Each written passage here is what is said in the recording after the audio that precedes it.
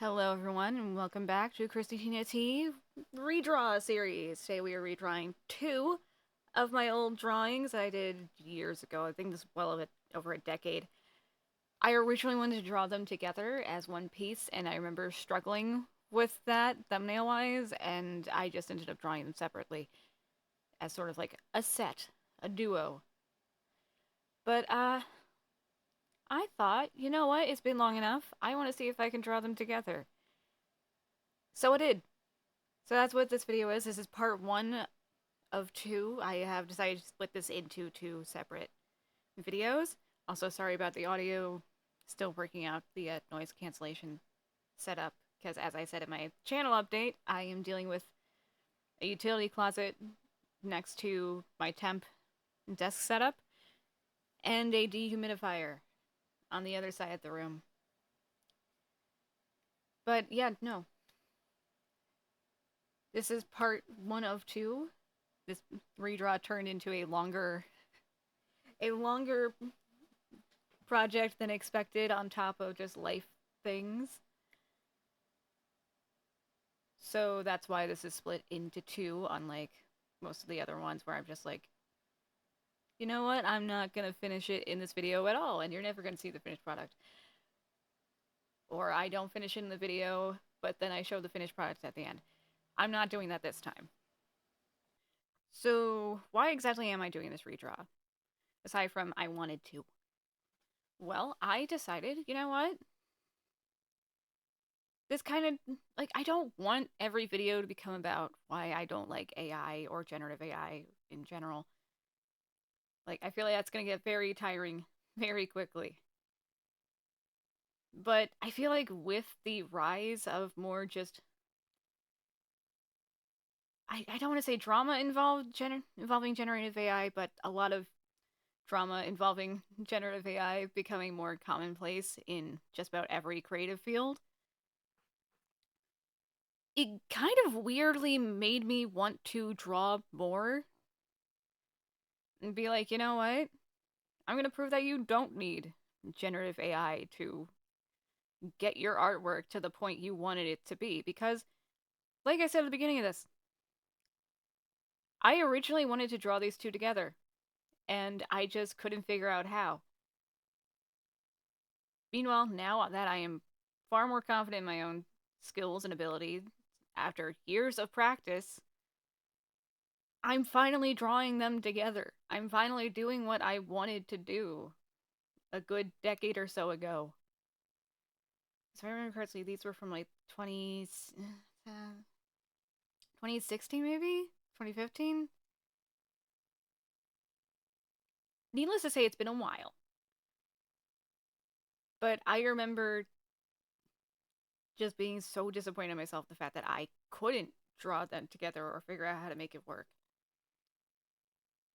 So fast forward to now and me finally doing that.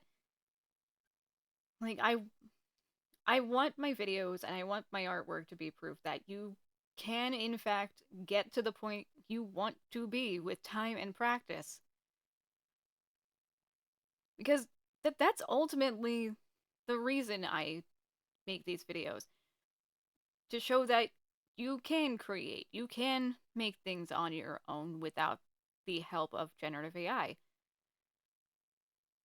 And I mean, even just saying with the help of generative AI, it's not the help of generative AI, it's doing the work for you. It's ultimately and essentially just a scummy version of commissioning someone to make art for you. Just if that person commissioning the art was also stealing it and saying, hey, I made this.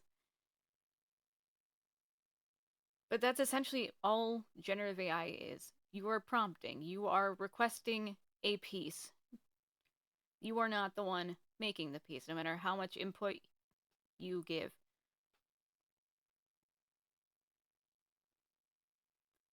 So I feel like that's ultimately why I'm doing this.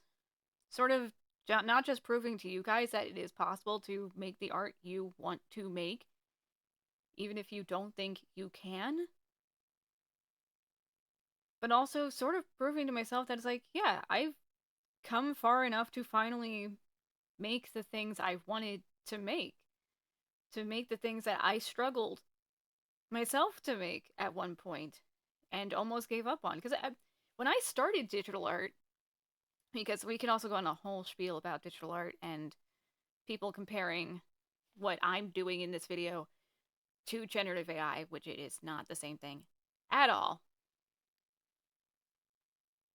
When I first started doing digital art in 2007, I I gave up for a few months. I nearly quit at the beginning because I started off with traditional art.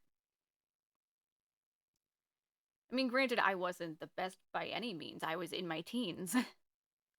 Like, I was in my teens. I wasn't, like, a master at all. But I at least had some idea of the foundations for art and traditional art. So I thought going into digital art it would be the same. But it's like, no, there is a whole new learning curve. It's like any other art medium. It's like you need to learn about the pen pressure. You need to learn about, depending on what kind of tablet you're using, the hand-eye coordination, figuring out where the the cursor is on the screen compared to where your hand is on the tablet. Because when I started, iPads weren't a thing. Or at least if they were starting to be a thing, they weren't something everyone had.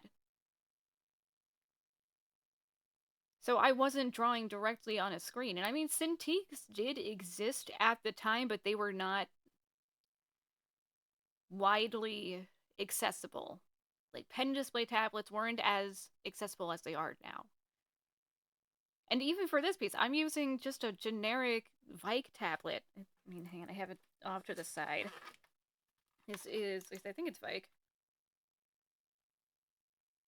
Is it Vike?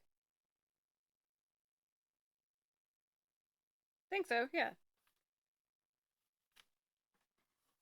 But it's a generic drawing tablet where I don't have the screen, and going back and forth from using my iPad to using a generic tablet, like, there is a little bit of a relearning curve, but you adjust to it when you're used to it. But I remember almost giving up initially. And I'm glad I didn't. Like, I mean, I gave up for a few months, but when I came back, I was like, no, I'm giving this a proper go. Because I originally just colored in using the lasso tool in GIMP. I colored my pictures in with the lasso tool and a multiply layer in GIMP. Because my drawing skills digitally were not the same at all as they were traditionally. But I was determined to somewhat make digital art work. And then eventually I was like, you know what? I'm going to start sort of just relearning the basics, relearning how to draw, essentially. Because that's what you're doing with digital art. You are relearning how to draw. And I did, and I'm glad that I kept going, because I wouldn't even be at this point making this video if I fully gave up. Every artist starts somewhere. No one starts off painting masterpieces or drawing like the masters. Skill comes with time and practice. You just have to be willing to put in that time. And that's part of why I do these redraws. That's part of why I do these videos in general, and especially the anyone can art videos, which I definitely need to still work out how I'm doing those more, because I know in one of the last ones I did not sound entertained at all. I think it was just a really bad recording day audio-wise. But I make these videos, especially now, to prove that you can do things on your own, to prove that it is possible to make what you want to make, even if you don't think you can. You just need to try. You have to want to try.